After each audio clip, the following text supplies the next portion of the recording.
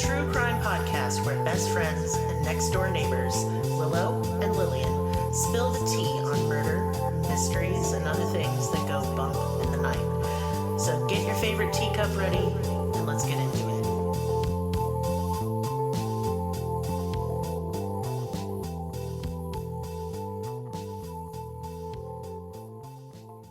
Welcome to Cruelty Podcast. This is Lillian, and with me is Willow. Hello. And it's the 4th of July. Sure is. It's America's birthday. It is, and there's firecrackers farting outside. And my little dog's so feared. Mm-hmm. She's so scared.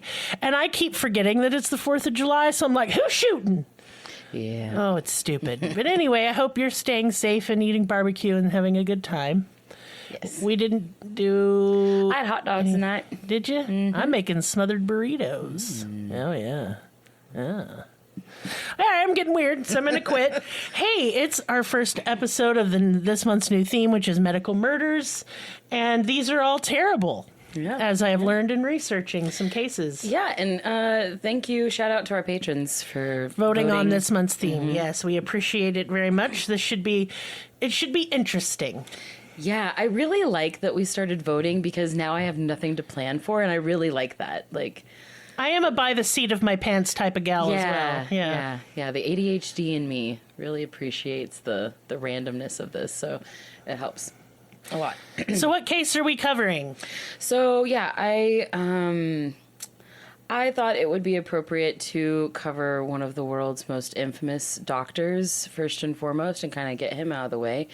Dr. Harold Frederick Shipman, Jr., also known as Dr. Death. Not a great nickname when you're a doctor. No, and apparently, so far I've counted 3 in total, so 2 other Dr. Deaths out there, which I'll cover later.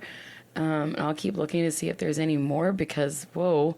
the doctor is the last person that's supposed to kill you. It's supposed to be the opposite. So yeah, they got the Hippocratic Oath and everything. So this month, you can already tell that we're going to come across some really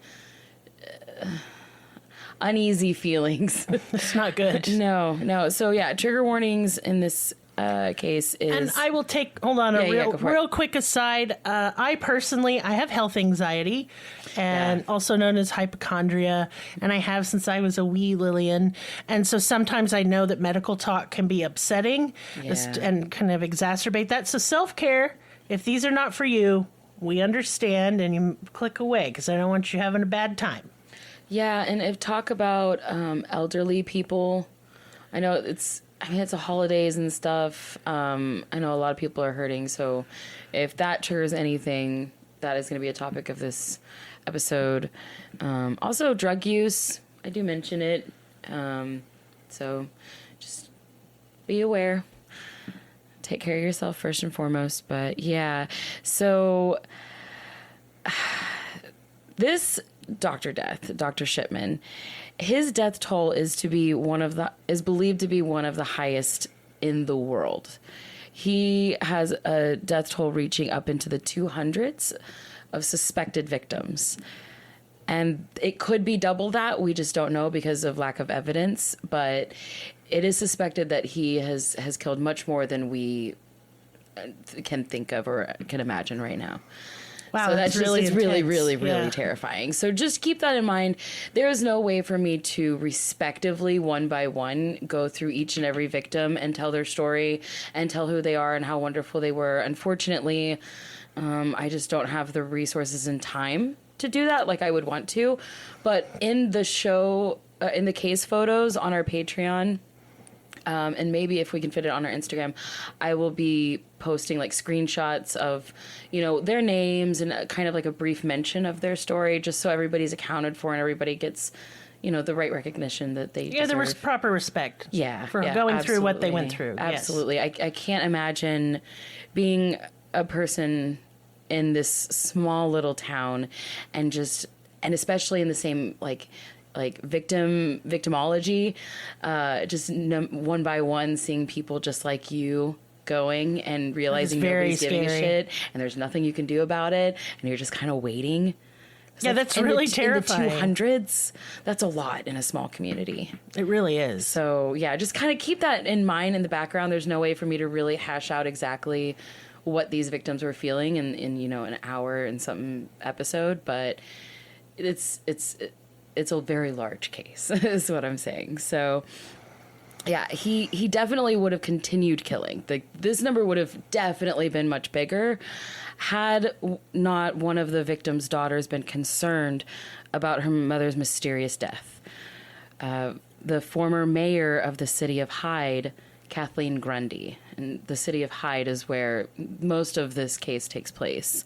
Now, Kathleen Grundy, to most people, especially us, if we were to hear the sentence 81-year-old widow died of old age, we would totally not even question that. No, I wouldn't bat an eye. No.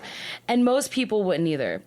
But Kathleen Grundy's family, this was a huge red flag for them. Kathleen Grundy may have been 81, almost 82 years old. It was about a week before her 82nd birthday.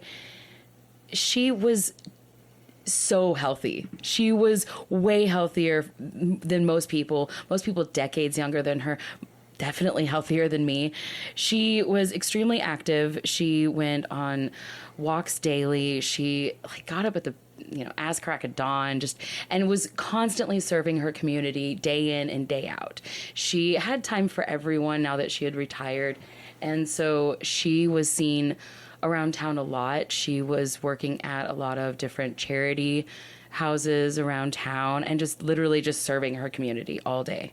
She was just darling. Everybody said that she just smiled everywhere she went. She knew everybody by name. She was just a really kind and respectful person. Sounds like she was pretty vivacious, full of life type of deal. Yeah. Absolutely. So for her to just be pronounced dead, when she was just so active, it really didn't make any sense. So the city of Hyde, the small town, I guess you should say, of Hyde, was actually known as a very charming, very wholesome community. There was virtually no crime whatsoever. Families grew together there. And as the children grew up into adults, they didn't move away. They stayed very close to home. Most of them ended up just building houses on the same land and taking care of their parents. It was just a very small and very trusting community. So for this to happen to them especially was more than just devastating. It's shocking. It's shocking. It's eerie. Well, in small communities, scary. Everybody know everybody. They're more vulnerable to predators. They can be, for sure, because you feel safe, Right. So, yeah, and I think that's why he ended up getting away with a lot of this is because they felt safe, and they will continue to feel safe. June 24th, 1998 seemed like a normal day. Many people saw her that morning as usual. She seemed happy, healthy, and seemed to be having a great day. She was smiling and cheerful as always. She was actually due to be at the Age Concern Club, which hosted a daily free lunch for the elderly. Kathleen served food to senior citizens, most of which were much younger than her. These were the needy and the elderly. And she was serving them food. If that really kind of puts it into perspective for you. She was supposed to be there that day, but she never shown up. And Kathleen Grundy was as reliable as a clock. She was always on time and extremely punctual. So everyone was really concerned. After everyone served lunch, her friends there decided to go check on her. And Kathleen Grundy just lived right around the corner. So a group of them just literally walked to her house. And they knocked on the door. And no answer. They tried the handle, and the door opened. And just inside the door was Kathleen Grundy, laying on her couch. She looked peaceful. She looked as though she had just had a nap. And they went to wake her up, and they touched her hand, and they noticed that it was ice cold and that her skin was gray. They immediately called her trusted doctor, Dr. Shipman. He arrived within minutes and pronounced her dead at the scene. He determined that her cause of death was old age. He notified her daughter, Angela Woodruff, and told her that it would not be necessary to do an autopsy because he was actually there earlier that day, right before she died. He had drawn her blood for a quote-unquote studying of aging. Though in hindsight, this was obviously not a valid excuse to not do an autopsy to figure out how or why this woman died. At this point, this doctor had groomed this town for decades. Everyone trusted him. No one questioned him. So it was very natural for people to just say, okay. But after the funeral, after the grieving days were over, it was time to go over the will and estate.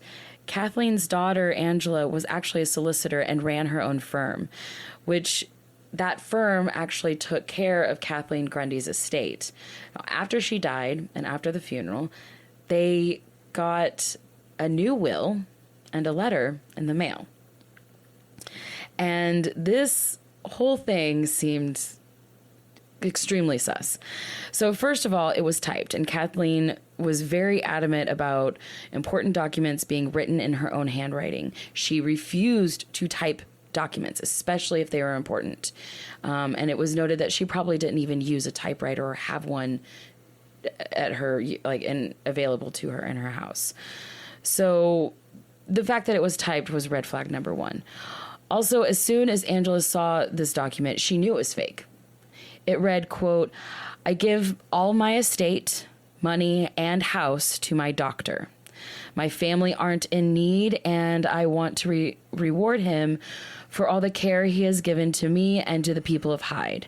He is sensible enough to handle any problems this may give him. My doctor is Dr. H.F. Shipman, 21 Market Street." Gross. Yeah. First of all, the typos.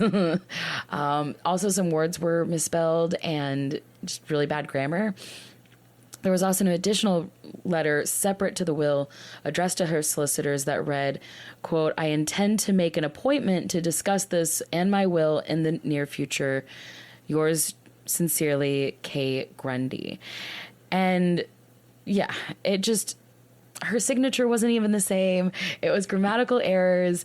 It was just like she would never have agreed to any of this. She would never allow that. No, that it doesn't make of, any sense. No. And she was very, very punctual and very meticulous.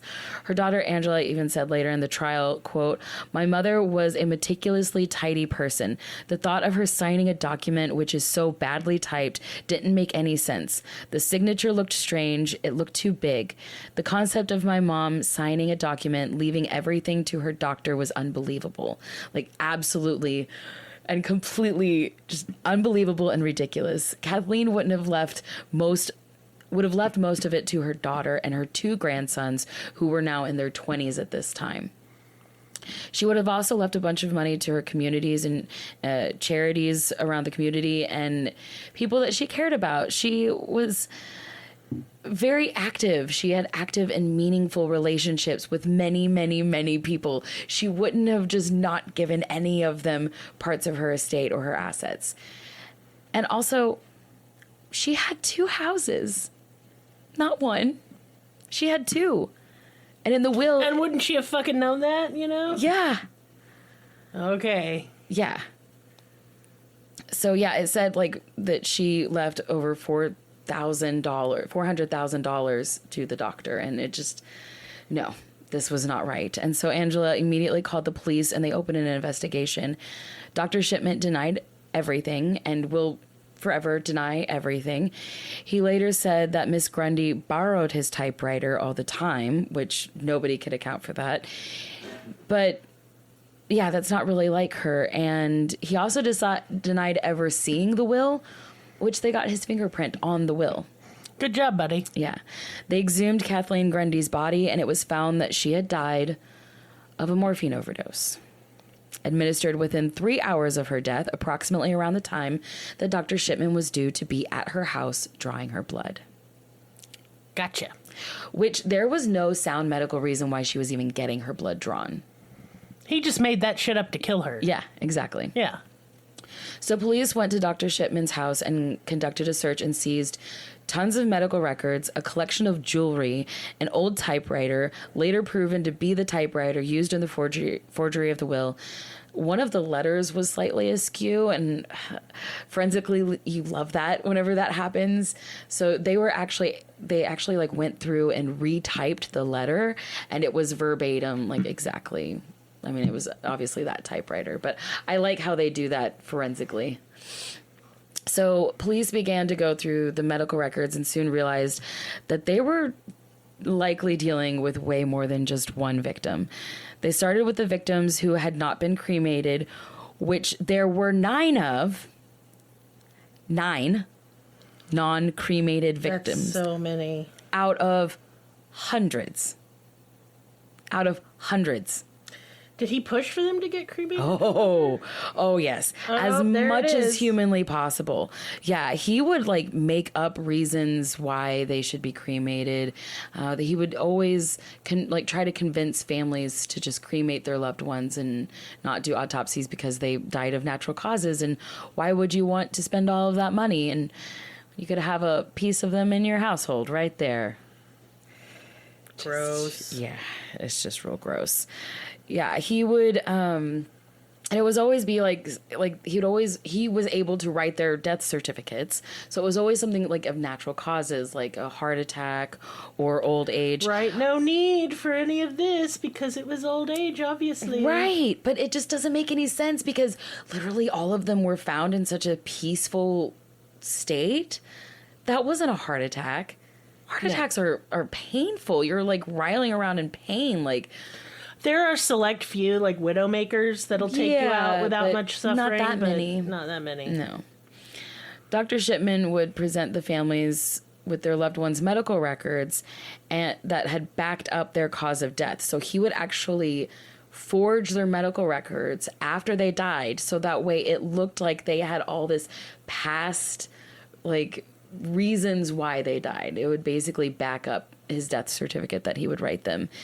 But little did he realize that Dr. Shipman's computer, because this is 1998, computers in offices are pretty new at this point. Mm-hmm. And so he didn't realize this, but the police were able to see in his software when he updated and what he updated to their medical records. So they were able to kind of side by side see the paper records, which were exactly as they should be, which were the truth, basically.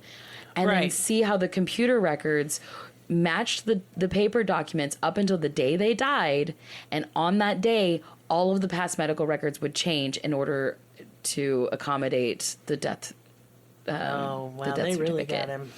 Yeah, it was really, really, really sloppy. There's a lot of things that got this guy caught, which I'm really glad they did. But for somebody who touted himself as such a genius, the will was bad. Like, I think it was just the rampant ageism. Like, we just don't care about the elderly. Right. I think that's a main thing that happens. And look, when I say we... Society. I mean society at large, not individuals. Of course, our listeners care about elderly people. Absolutely. But society just treats them kind of like throwaway garbage sometimes. They really do. And people don't question when they die. They're just like, oh, well, they're old. That's what they do. The old people die. That's what old people do. Sure. But man, that's not the way they want to go. So much malpractice and so much abuse is overlooked on the elderly. Like, don't even get me started because I've worked in the retirement homes and stuff. But oh my goodness, my heart goes out to them because they lived such long and fruitful lives. Like, why can't we take care of them when they need us most? They took care of us when we were little. That's right. It's our time. It's our turn to take care of our elders. Exactly. So that part of this case really breaks my heart. But yeah, so for instance, like about him like changing the medical records and everything, Kathleen Grundy's medical records said that she acquired an opiate addiction months prior to her death. Okay. No, she fucking didn't. No, she didn't. This spry little old woman that like had like the highest set of morals ever. I don't know, like, no. Absolutely not. Absolutely no way. One of the investigators on this case was quoted as saying, The thought of an 80-year-old former mayoress of the town of Hyde scoring bags of heroin in the back streets of Manchester seems to me ludicrous and ridiculous, and a gross insult on her memory, quite frankly. And I agree with him. Absolutely. Sort of. All people from all walks of life can develop addiction issues regardless of age, social standing, etc. 1,000%. However, it was not in her character, and she was not displaying any signs of it. That's why it's insulting. I just want to make clear, like, we do not addict shame in this pod. Yeah, absolutely. And that was also in my notes. I was just paraphrasing, but yes, exactly. It's not like it's unheard of. Exactly, but I'm just going to put that out there. But in her character, right? You know, as far as like she's concerned, no, she did not do that. Yeah, absolutely not. And if she did, it wouldn't be a bad thing. It's just let's not talk ill about that. Let's not change the narrative of how she died. Like, just so I can get away with stealing her stuff and murder. Yeah. But yeah, he would do this to people with heart attacks that didn't have actual heart conditions and all kinds of things. And families would be like, wait, they were experiencing heart pain? Like, oh, they were showing signs of a stroke? When? You know, but I guess they just didn't question it. They kind of just always trusted the doctor. Well, he's a doctor. He's the expert. Exactly. So yeah, police had to go through each individual record of the 9 patients that weren't cremated, exhume them, perform autopsies, and one by one they realized they were each and all morphine overdoses, death by lethal injection. They also found that 6 more of them that were cremated, they had enough evidence to definitively say it was caused by Dr. Shipman. Yeah, so that's a total of 15. That's like just the tip of the iceberg. He would never admit guilt. But he was still charged with the 15 individual counts of murder and sentenced to life in prison on September 7th, 1998. He would still demand his innocence, and so would his wife for quite a long time, and many members of the community. And still to this day, there are people out there that stand by the belief that Dr. Frederick Shipman did the best he could for his community, that he was the best doctor alive, and that he was one of the kindest souls they had ever met. People still to this day would have trusted him with their lives, and even those closest to him. So people that saw him day in and day out, every single day, that were intricate parts of his life, would still say that he is innocent. And I just want to kind of sit and think about that, because there are so many murderers and serial killers out there that we've talked about that it's like, okay, well, most people didn't know, but those closest to him saw them really, like, you know. It's like he compartmentalized it, or he didn't see them as people, so it didn't count, or he thought he was doing... This wasn't violent. None of this was violent. And maybe he thought he was doing them a favor. In a weird way. In a weird way, yeah. I'm just trying to think, like... I mean, I don't personally think he was... And I'll get into it in a bit, but it just... It's strange to me. I guess it makes this case unique in the fact that it wasn't violent and that nobody saw it at all ever. And he was killing people left and right. You'd see him 5 minutes after he just killed somebody and he looked just normal. Wow. And it's real scary. So, yeah, many people thought he was just a heaven-sent doctor. And even after they found out, even after it hit the news, people were still calling him the good doctor or the angel of death, even after hearing what he was convicted of. He mostly targeted elderly people, and he did have some other patients that were young or middle-aged, but most of them were older. And the rest of his patients were being seen at the clinic.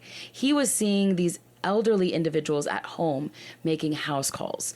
So most of his patients who saw him at the clinic, he didn't kill most of those. Most of them he actually helped. He actually cured. He, did wonderful things for his patients at the clinics. It was the home visits. It was in their own home where he was actually able to do this. And that's supposed to be doing you a favor, right?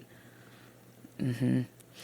So while he built this reputation to the general public, and while people are praising and thanking him, there are those people out there that are being a little suspicious of him, especially the elderly people in the area, the people that most people aren't caring too much about or really paying attention to, they're sitting there and they're seeing their equals one by one dropping like flies, and they're feeling uneasy. But who can they go to when the entire community thinks this guy is a god? Before he got arrested, it was just kind of an inquiry, when it was, just kind of whispers around town before it was really known of what he did. There was a journalist covering this case for one of the local newspapers, and she ended up stumbling across these two little old ladies in the street. And she mentioned Dr. Shipman, and one of the old women said, "Oh, you mean Dr. Death." Wow. She was like, "What?" She was like, "Well, they say he's a good doctor, but you don't last. Lots of little old ladies have died from Dr. Shipman." So these are like whispers going around town, but they can't do anything about it. That's so sad. It's scary. So yeah, his MO is pretty streamlined. Deceased patients would generally be found in the same manner. Clothing on, very nice clothing. It was usually like they were getting dressed up for company. They were wearing their Sunday best. They had their nice shoes on, their nice clothes. Nothing was undone. Their hair was always done. And they looked very peaceful, untouched, very calm, either sitting straight up in their chair or lying back on their couch, very peaceful. And most of them were above the age of 60, so nobody would think twice. After Harold Shipman was found guilty of the first 15 murders in 2000, detectives, after they got him in prison and everything, detectives ended up taking another step and looking at his entire record. And they're like, okay, we've got him in for the 15. Let's see if he has any other victims out there. Let's look through his entire, clinical records throughout all of the years, and let's see if he is responsible for any of these. And one by one, he went through and paid attention to each individual person. And they opened up what was called the Shipman Inquiry. And this would take several years. I was going to say, I bet this took forever. Yeah. There was an additional 10 to 20 that they could pretty much confirm, or they were kind of suspected of. But there was approximately 250 to 260 that they were like, yeah, he definitely did this. I can't imagine. So his supposed death toll is anywhere from 250 to 280. And that's just what they expect. It's beyond serial killers, mass murderer. Exactly. It's terrible. It is. It's really, really up there. And I mean, at one point he killed 3 in one day. He would just be going along his day, boop, boop. And it was always in the middle of the day. It was always like in the middle of somebody's routine. His first suspected victim dated back to 1975, right after he became a general practitioner. So whenever he was pretty young. After finishing med school at Leeds School of Medicine at Leeds University in 1970, Leeds is where the crossbow cannibal went to school. Yes. Throughout his years as a general practitioner, he was beloved by his patients and all of their family and absolutely despised by his colleagues. To some, he was clearly up to no good. So to the people behind the scenes, they could pretty much see him for who he was. He was always on the move, and he always had his doctor's coat like unbuttoned, and he was always like running through the halls really fast with it like flowing out behind him. Really obnoxious, really like... It's very dramatic and very histrionic. Dramatic. And it makes me nervous for anybody who's like pushing a cart or a victim or, a patient or somebody. I don't know. Just very dramatic, very buzzing, very much in a hurry, and always grumpy and bitter. To at least those who he worked with, but his patients never saw him that way. His patients, it was like he was one person in the hall, and then as soon as he came into their room... He turned on that charm. Yeah. To get him at ease. Yes. That's fucked up. Yes. Many people who knew him, who could see through the facade, called him a compulsive liar for this. When he first became a GP in 1974, he was working in Todmorden, Lancashire, and his colleagues ended up finding out that there was quite a large shipment of a painkiller called pethidine. And come to find out, like, it took a while for them to, like, behind the scenes, but, like, very, very hush-hush, going through all of their documents, realizing, like, oh, wait, these aren't copies. These are actual, like, he's actually ordering this many. And they started realizing that he was forging prescriptions to feed his addiction, that he was leaving his trash everywhere from like popping these pills and stuff. He was taking large amounts of painkillers every day while working on patients. Like, an obscene amount of money was being poured into his drug habit while at work. He was fired for this, and he was sentenced to a drug rehab facility and fined £600. And after this, he moved to Hyde in Manchester in 1977. And here he started working for a different clinic as a GP.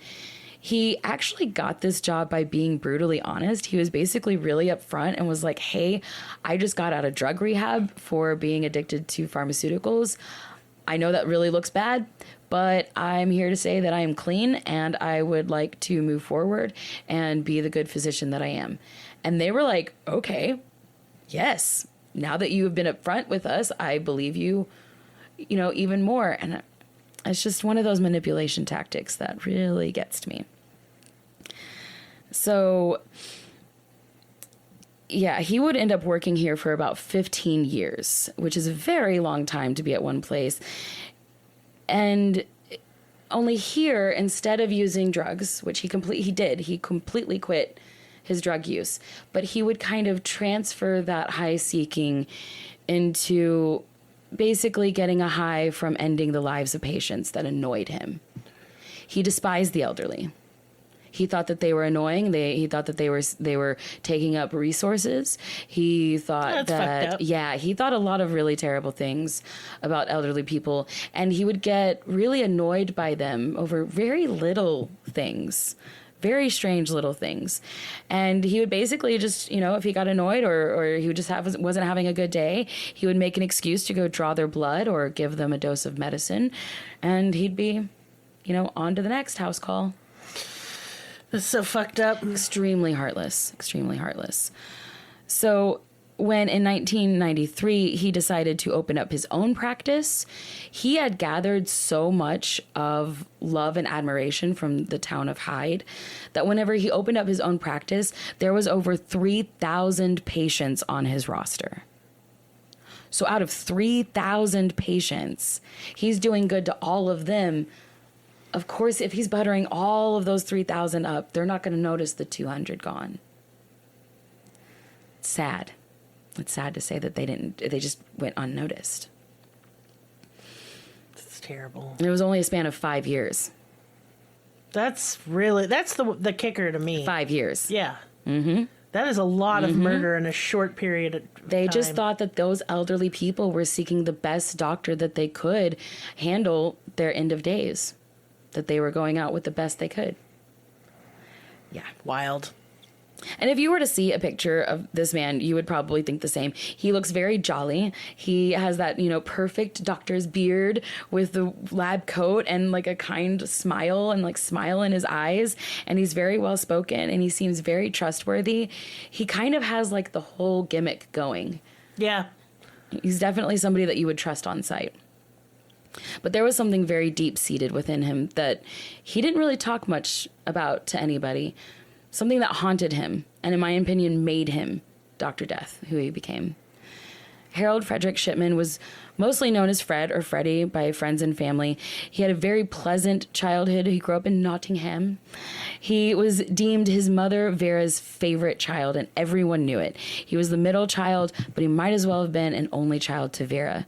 His older sister left school at 15. His younger brother was said to be, quote unquote, not that bright.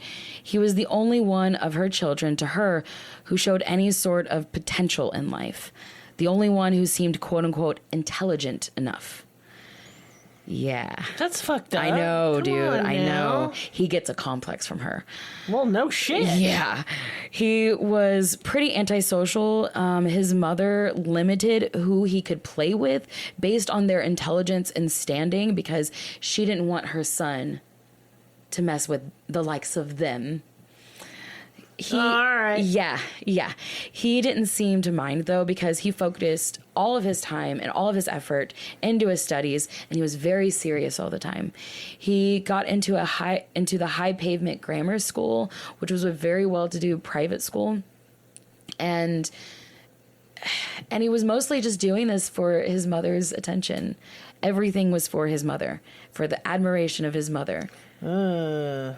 Yeah. And so, he had to really study to get into this private school. And so once he got in, he started to see that, okay, he may have been making like top grades at his public school, but at this private school, much harder. Much harder. He had to work even harder. So he had even less of a social life growing up. And he basically had to fight for a decent passable grade. As he neared the end of high school years, he began preparing to be the first person in his family to go to college. He had no idea what he was going to major in. He just knew that he wanted to make his mother proud. And especially being the first to go to college, that was a big deal. Yes. He had a few friends that he casually met, like in classes and stuff, but nobody he really opened up to, like, ever. He had a lot of just surface level friends. But he never really said much about his mother, even though that was like the main center of his life. The one thing he cared most about, he never really talked about. One friend, he mentioned, my mom is sick. But that friend thought maybe like he meant like a cold. When he was 17, or around the time he was 17, his mother was 42 and she was diagnosed with lung cancer. He would end up taking care of his mother, especially in her final days, and her doctor would end up coming for home visits. She would be laid up in her bed, and she'd be writhing in pain and agony, and the doctor would come and inject her with some morphine. And he would hold his mother's hand and watch her as she went from very tense and in pain to completely calm. And he watched the doctor do it over and over again until one day he was holding his mother's hand, and she died. And it was very peaceful. And it was a relief. Yeah. Because she was struggling for so long. Yeah, she was suffering. And I think in that moment... That cooked his egg, man. That fried his egg. Yeah, of course this is speculation, but I really do think that that moment of relief for someone you care so much about to be dead. He was always chasing that feeling. Mm-hmm. Yeah, that's what I think. Mm-hmm. I think you're right on that. Mm-hmm. So, strange thing that happens is right after his mother died, literally right after his mother died, I don't even know if she was wheeled away at this point, he went for a run. Now, he's really athletic. He's really, all about health and everything. He runs all the time and works out. But at this point, it's nighttime, it's raining, and he just keeps running. He runs and he runs and he runs for hours. He pulls a Forrest Gump. And he just kept running. And, yeah. And I think this... There were some psychologists that were talking about this, about how like the endorphin high from running, mixing with your trauma, mixing any type of like big dopamine rush with a traumatic event can cause some shit. You know what I mean? Like, I'm not a doctor, but it is a very deadly concoction there. So yeah, just the idea of the relief, the guilt, the loss, all of it comes crashing down. And it seemed to be the one and only major turning point in his life. He definitely had some PTSD and trauma from that experience. But he immediately went to the university and enrolled to become a doctor. Yeah, it's scary and fucked up. Mm-hmm. Really is. Mm-hmm. I think you should have to get a psyche valve if you're going to become a doctor. Just saying. I think you should get a psyche valve for a lot of things. Yeah. Mm-hmm. Yeah. Like adoption. And as somebody who's been adopted. If you're going to be a cop. Yeah. If you're going to have a weapon of any kind. Yeah. Mm-hmm. That'd be good. Yeah. Better than how we're doing it now. Right.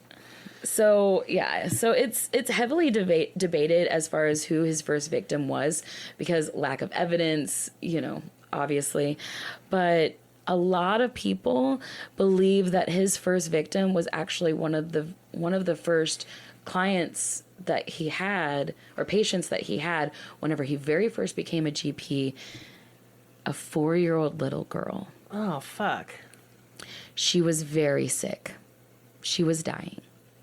And her mother was there by her side. And her mother was so relieved when the doctor came in and wanted to go have a cup of tea. She said, as she was leaving to go get a cup of tea, she passed by the doctor and she said, please be kind to her. And he took this as... Well, I'll just put her down like a dog. Yeah. No, not kind. Not kind. No. Her mama wasn't there. That was not a mercy. To be there. Yeah, yeah. If it was a mercy killing, that little maybe. Girl would be in her mother's arms. Yeah, but they would have all talked about it. She would not be alone in a bed by herself with a strange man standing over her. Yeah. Yes. That got pleasure from killing. Yeah. Because he clearly gets pleasure from killing. Obviously, he wouldn't do it so many times. Almost 300? Yeah, I'm saying. So he ended up meeting his wife Primrose. When he was in college, they met at a bus stop. They rode the same bus, and eventually they started talking and they fell in love. They married in 1966, had 4 children, and seemed to be the quintessential family. He was a good neighbor, a great friend, the person who would always lend a helping hand and a listening ear. He greeted you on the street with a smile. No one would have ever suspected that moments later, this was moments after he had just killed someone. It's fucked. Or moments prior, on his way to go casually kill someone. Yeah. The only people who really had a clear view on Dr. Shipman and what he was doing behind the scenes were the people who were also behind the scenes.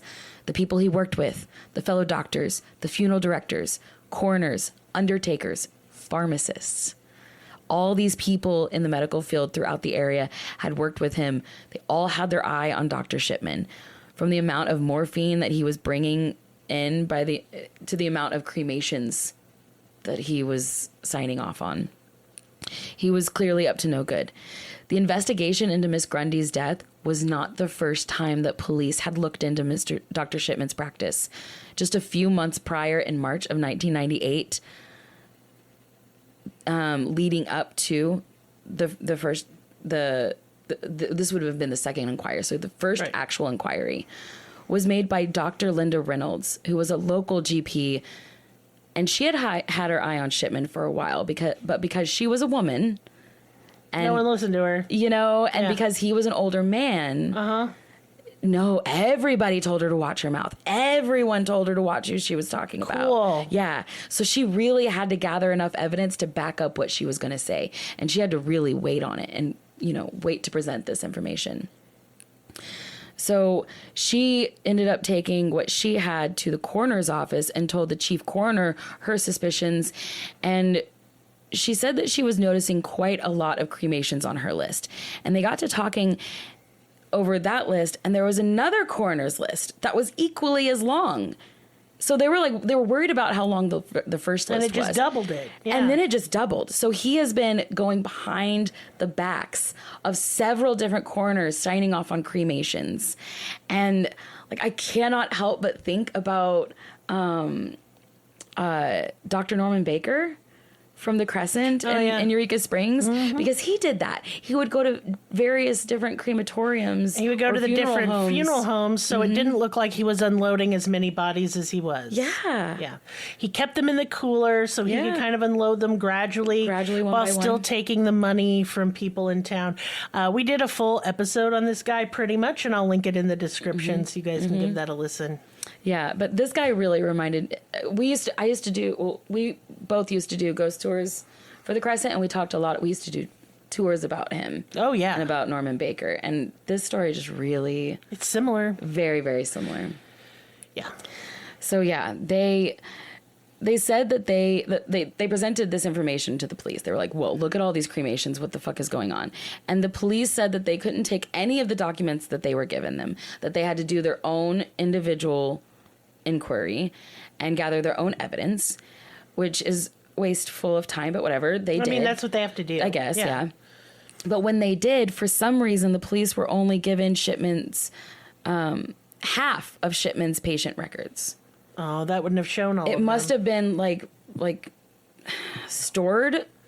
Or like these a are weird all, clerical error or like something. like in paper, in boxes. Yeah, and this stuff is like that. before digital records. So it was really easy to get things like out of alphabetical order or misspelled, so that way they were in alphabetical order.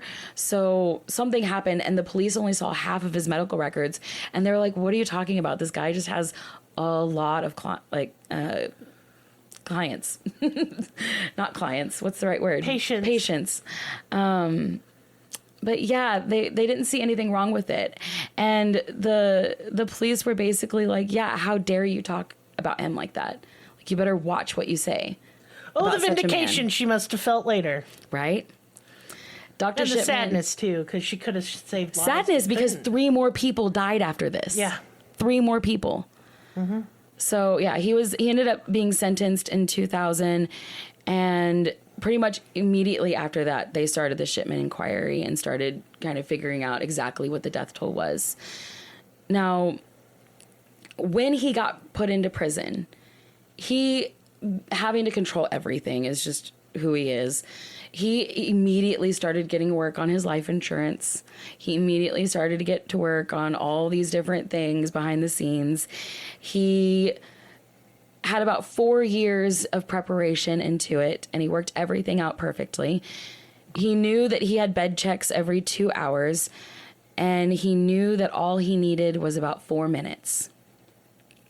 Once the guards left from their routine checks that morning, Fred Shipman grabbed the noose that he had made out of bed sheets that he had been working on in the laundry. He tied the bed sheets to the bars on the windows, and at 6:20 a.m. he died. He was found 2 hours later at the 8 a.m. check and was pronounced dead.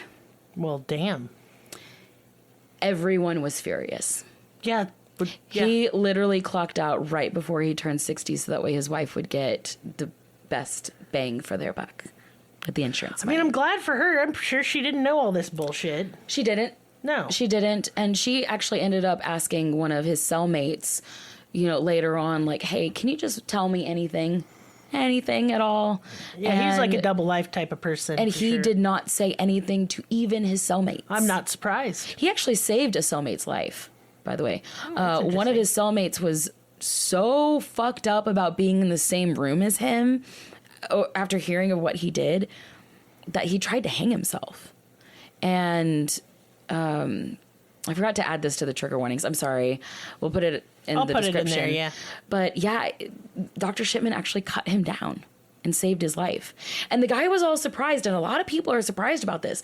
But why I'm would... not. No, that's not his MO. He wasn't an old person. No, and he wasn't, it wasn't an his intravenous. patience. Yeah. There was so many things about this that wasn't his normal MO that he wouldn't have normally had control over. Exactly. And by saving this man, which honestly, let's just be clear, he did kill 200, almost 300, but he saved many as well. It's weird. I'm trying to say that in jest because it's just so terrifying that he got away with it. But it was his MO to cure people too. So of course he would have cut him down. But it was just the coward's way out, man. It was the coward's way out. And so many people got upset about this. They even tried to they talked about changing the wording in court to say things like charges of indefinite sentence. So not life in prison, so that way you wouldn't take your own life. And I just don't think that that's how it works. I think can't put you in jail if you're dead. Well, they want to give people the hope that maybe they'll get out, so that way they don't kill themselves. And I guess I just don't think most of these killers that off themselves is just for the control of it. Yes. And if they're going to do it, they're going to do it. I agree with you there. I know that that's kind of an opinion, but I think we should give them the option if that's what they want to do. Put it in the commissary. I'm not playing. I'm sorry. I'm not playing. I'm serious. I do not think that assisted death should be death with dignity. I'm a big proponent of. Right. And I don't think it should be as taboo. No, because everybody's going to die. Right. And everyone who's come before us have, so we're all going to do it. And why can't we have a healthy relationship with anything? That's enough. Yeah. That's enough of that. This was a very strange case for me because it wasn't like shocky, gory, what I would expect in a killer of that many people. A lot of these aren't. They're very quiet. Yes, this month is very... these people are very easy to get away with it because of their social standings. So this is going to be a very interesting month of research. Well, the people were supposed to be able to put our lives in their hands. Right. Right. So now I'm going to put business time in your hands. My hands? Someone's hands has business on them. Here, hold this for me. Hold my business. Oh, no. That sounded terrible. It's not what I meant at all. Yes. Hello. We have a Patreon. Yes, God. we do. Yes, and we have bonus episodes we've been doing, and that's the T too. It's our lowest tier. Check it out at least for this episode as well, because I'll have those pictures up and the pictures for the victims, at least their readouts and their names, and as many pictures as I can get.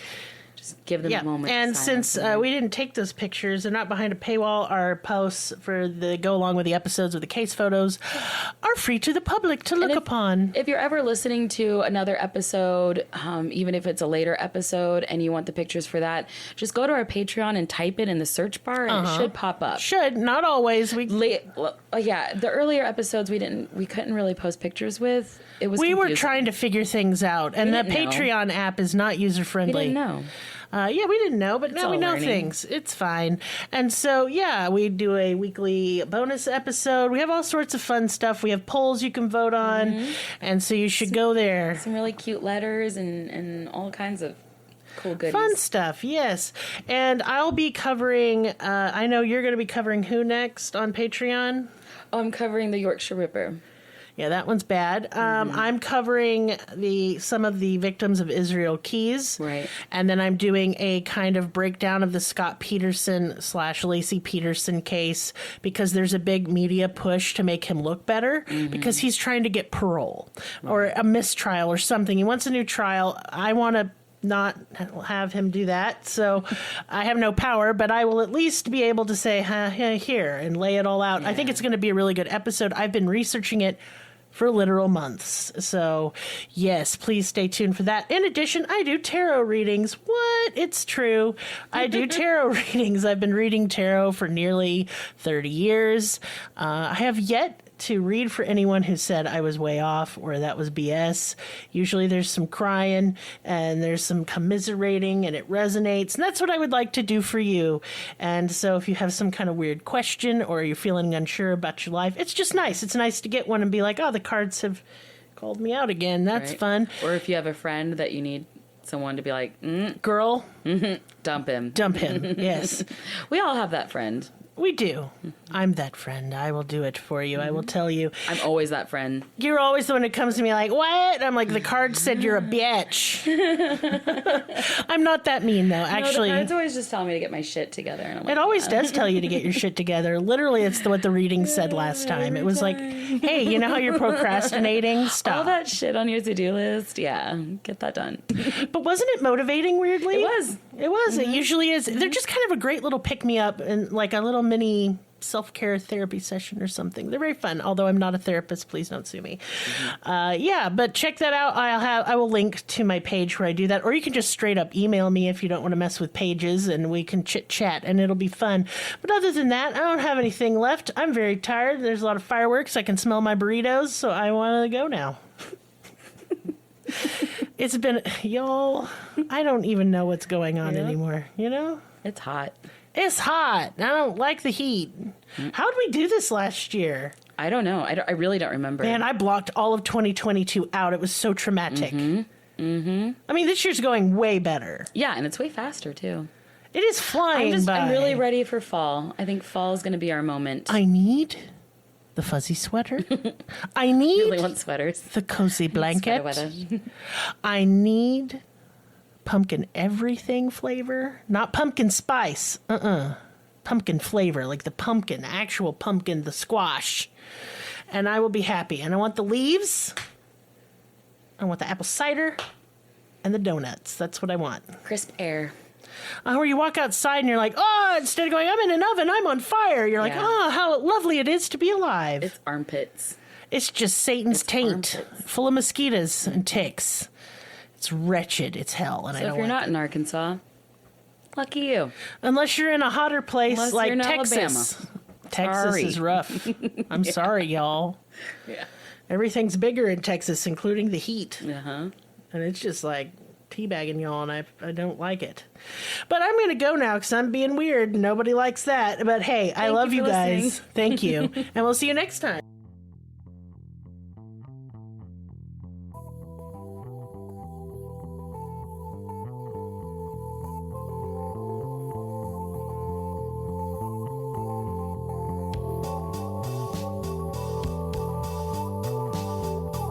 Us on your social media platform of choice. Linktree/cruelty has all of the links. Check out our Patreon for exclusive episodes, merch, ad-free episodes, live ghost hunts, and much more. Please be sure to subscribe. New episodes are uploaded weekly. Thank you so much. See you next time. Music and production by Lillian.